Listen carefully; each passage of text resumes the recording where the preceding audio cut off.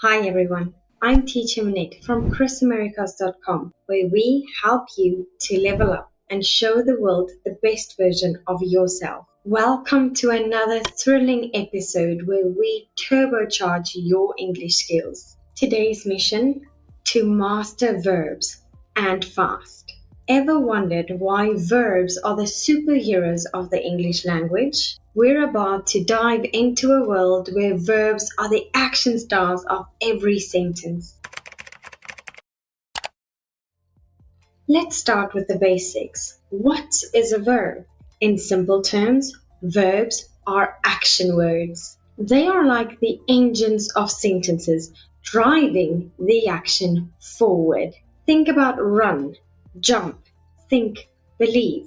These are the guys doing all the heavy lifting in your sentences. But it's not just about movement or action. Verbs can also express a state of being.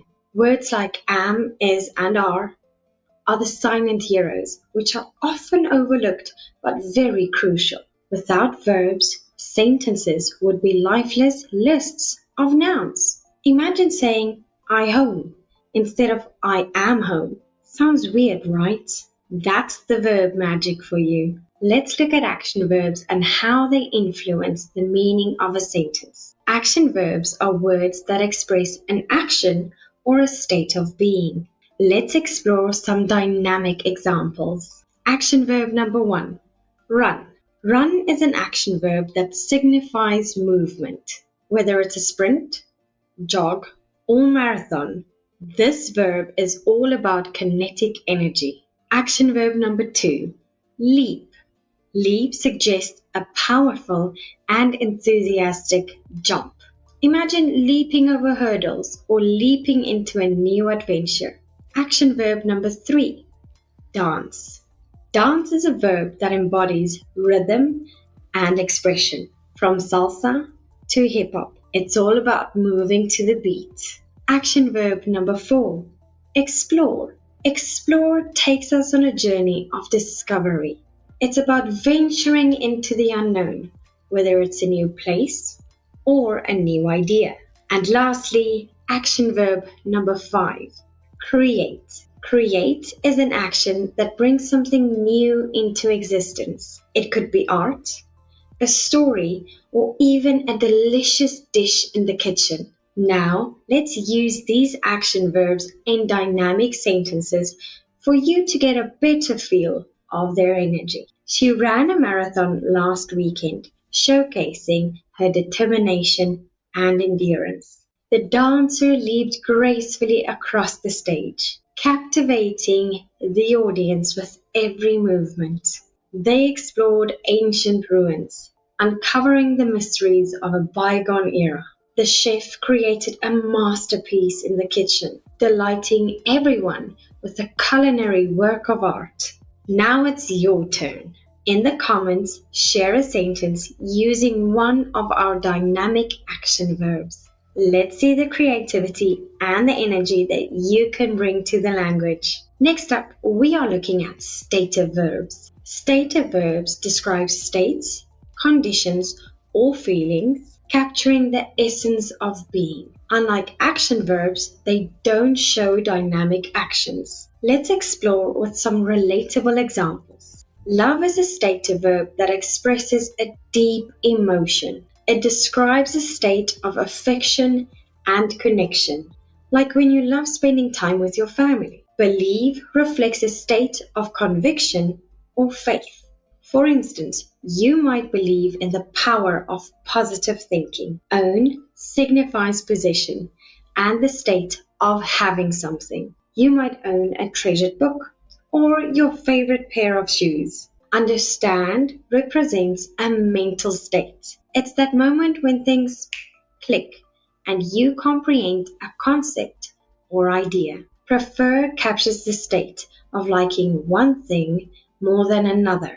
You might prefer tea over coffee or vice versa. Now let's weave these stative verbs into sentences to see how they quietly shape our expressions. They love exploring new cultures, finding joy in every adventure. She believes in the power of kindness, always choosing compassion over criticism. I own a collection of vintage postcards, each holding a piece of history. When he understands a complex concept, you can see the spark of enlightenment in his eyes. Sarah prefers spending weekends in nature, surrounded by the calming sounds of the outdoors. Now it's your turn. Share a sentence using one of our status verbs in the comments. Let's see the wonderful states of beings you can express. Ready for a quick challenge? Get ready to flex those language muscles as we play Spot the Verbs. Can you unravel the sentences and identify the action? In each sentence I present, your mission is to spot the verbs, the words that express action or state of being. Type your answers in the comments below, and if you are the first to get it right, you might just get a shout out in our next video. Keep those answers coming. Let's jump into our first sentence. The cat sleeps on the mat. In the comments, type out the verb you found in sentence 1. Let's see who's on the right track. The sun gently warms the earth. Sentence 2 is up. What action is happening here? Look for that dynamic word that describes what the sun is doing and post your answer in the comments. The old book smells of nostalgia. This one might be a bit tricky. Give it a shot. What's the verb in sentence 3? Share your answer in the comments and let's keep the language party going. They celebrate their achievements with joy. Sentence 4 is here, packed with positive vibes. What's the action unfolding in this festive moment? And that wraps up our Spot the Verb challenge. How did you do? Now, let's amp up the action with different types of verbs. First up, regular verbs. These guys are the dependable ones. They follow the rules, adding ed to form the past tense. Take a look at walk. In the present, we say, I walk. But when we talk about yesterday, we simply add ed. For example, I walked to the park yesterday. Now play. In the present, she plays the piano. And in the past, it becomes she played the piano beautifully last night. Finally, jump. In the present, they jump with joy. And in the past, they jumped with joy after winning the game. To recap, regular verbs follow a straightforward pattern. In the present, we use the base form. And in the past, we simply add ed. Now here's a challenge for you. Think of 3 regular verbs and use them in sentences in both the present and past tense. Share your sentences in the comments. Just when we get comfortable with regular verbs, we have the rebels, the irregular verbs. They like to mix things up. Unlike their regular counterparts, irregular verbs don't follow the typical pattern when changing from the present to the past tense. They have a unique style of their own. Let's unveil a couple of irregular verbs to see them in action. Go decides to take a detour when it comes to the past tense. Instead of adding ed, it becomes went. Eat follows its own recipe for the past tense. No ed here, just straightforward ate. Keeps you on your toes, doesn't it? Now here's a challenge for you. Can you think of an irregular verb not mentioned here? Drop it in the comments and let's build a list of these language rebels together. Moving on to our helpers, the auxiliary verbs. They are the unsung heroes that assist main verbs in expressing various shades of meaning. Let's break it down with a simple example. She is reading a fascinating book.